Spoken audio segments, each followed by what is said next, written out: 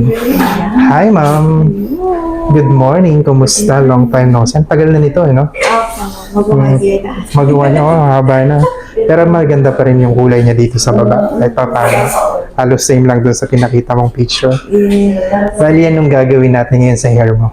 Parang gusto ko. Ganito ko lang din na jowa. Brown. Okay.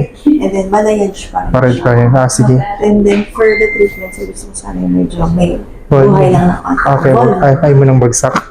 Okay, sige. Kasi manipis na rin yung buhok mo, no? Sige po. Bali, magbi-bleach tayo ulit, ma'am, ha? Alam mo na kapag nag-bleach. Sige po. Thank you. Start na tayo, ma'am. Ayan, ma'am. Kumusta yung kulay? Ay, nag-blend lang siya. I love it. Thank you so much.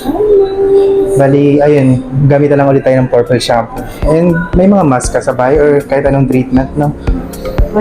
Wala. Mas maganda, sabayan mo rin. Para at least maiwasan natin yung maligas-gas. Kasi normally, nakailang bleach na tayo. May mararamdaman ka na talagang aligas-gas din. Okay, sabay mo na lang siya sa purple shampoo. Tapos yung gupit. Thank you Kumusta? so much. Love it. Thank you. Pangilang balayage na natin to?